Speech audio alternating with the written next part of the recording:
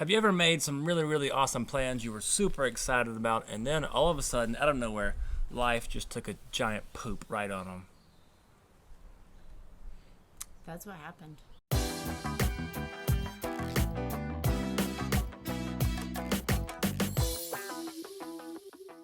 So as many of you know, recently we took a trip back to Arkansas to visit friends and family and to celebrate my little sister's wedding.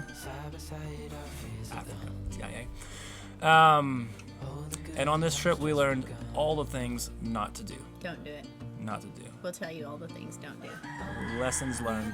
So all that stood between us and Arkansas was a measly 26 hours of flying, 3 kids, and a bunch of luggage to haul between 3 different continents.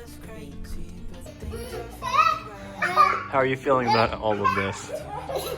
Are insane. I'm ready to be to Arkansas and blink through all the traffic. We have officially arrived at the airport. What do you think, love?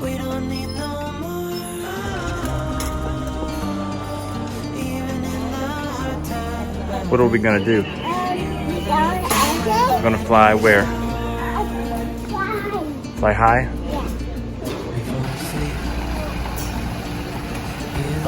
It's 1:30 a.m. Oh, that looks good. 1:30 a.m. We're finally on our first flight. We were looking at movies. Yes. Now just about 23 hours to go. We know what we have, let's hold on tight. Found what we're looking for in life. Call us crazy when things are finally right. With you and I, the future is bright. Oh, you and I, we got it. Oh, we don't need no more. How do you feel after that 15-hour flight, Ada? She's a zombie.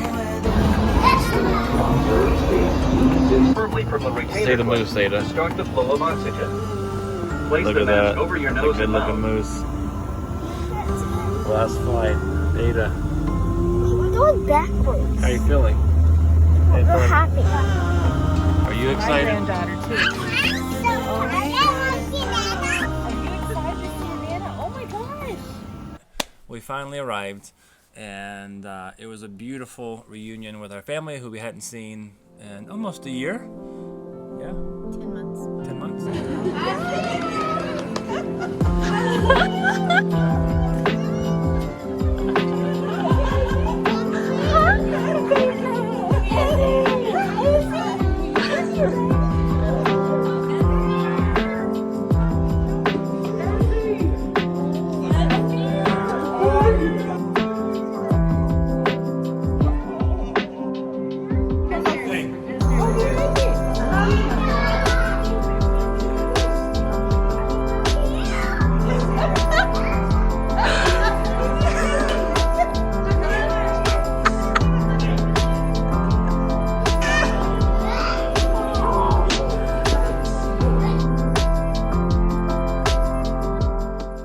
All in all, the journey and the flights were really, really good on the way to the US. No big issues. We made it. The kids stayed up the whole trip watching movies. What you doing? I'm watching Paw Patrol. Oh my goodness. Even while we were sleeping, we would wake up. They watched 7 movies.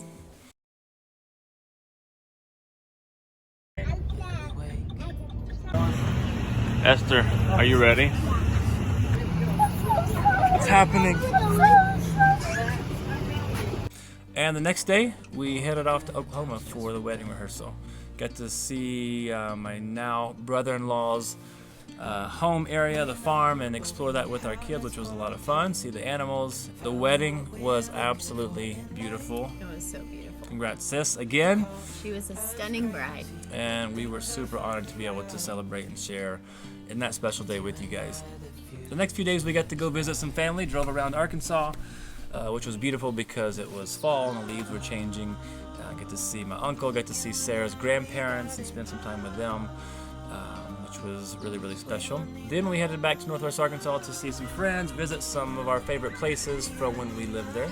And then on Wednesday of that trip, we decided to head to Silver Dollar City, which sounded great in theory, but was the beginning of No good, horrible, very bad day. no day, yes. So, Silver Dollar City, going great, first couple hours, having a blast, and then Esther says, I don't feel so good. I'm holding her. Next thing I know, she doesn't give much warning, vomit all down my backside. No big deal, take my hoodie off, cleaned up, ready to go. Clean Esther up, Yeah. and then she throws up again. Mm-hmm. A few minutes later, and then again. Yep. And while she's throwing up the third time, and I'm there with her, Jared's holding Ezra, our 2-year-old, and he pukes all down the front It was beautiful. of Jared. It was beautiful. It was impressive, actually. Thankfully, we have some incredible friends, Megan and Seth, who we were staying with at the time, and they opened their arms lovingly and welcomed our puking selves into their house. Their washing machine was my best friend. They could have turned us away and sent us to a hotel, but they did not. They let us stay and germ up their whole entire home. A couple days later, we decided to visit some other friends, and as we pull into their driveway, it hits us. Actually, it hits me. I put the car in park, jetted right to the bushes, and I knocked on the door and was like, hi, it's good to see you for the first time in 10 months. And also my husband's in your bushes puking. the next 3 hours, we pretty much just took turns going back and forth to the bathroom Because it hit me. and the bushes. So that was not great. When we finally got the strength to actually leave their house to drive to the cabin where we were staying, we did that, puking the whole way. But then, thankfully, my parents were staying nearby, and they said, let us take the kids. You guys go have a night to yourself. Yes, romantic as it sounds, we will do that. And so we drug ourselves, feeling puny and weak, out the front doors. We only had 200 yards roughly to go to the place we were staying. We had to make a few stops in between. We didn't make it. No, we did it all through the night. The first night, mind you, the first night that we had spent alone, just the two of us, no kids, in almost 3 years, was spent,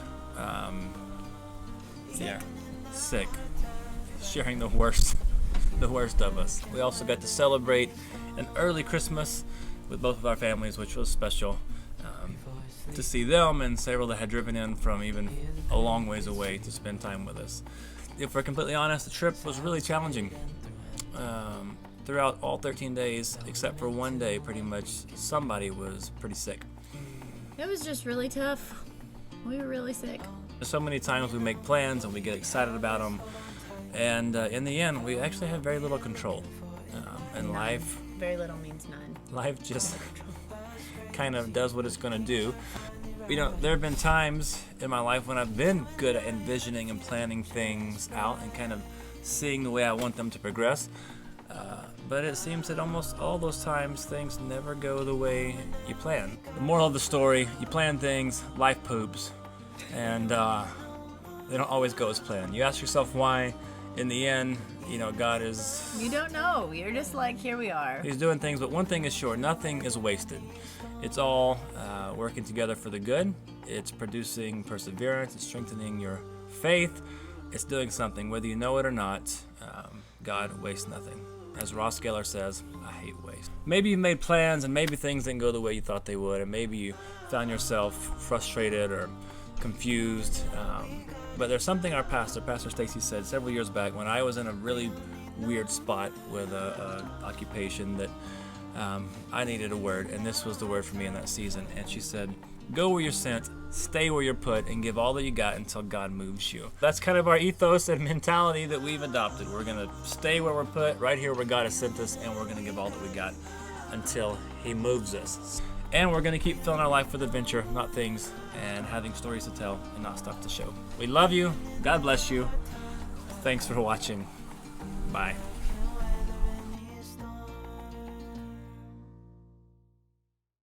Lessons learned the hard way. Somebody go eat that chicken. Chick-fil-A.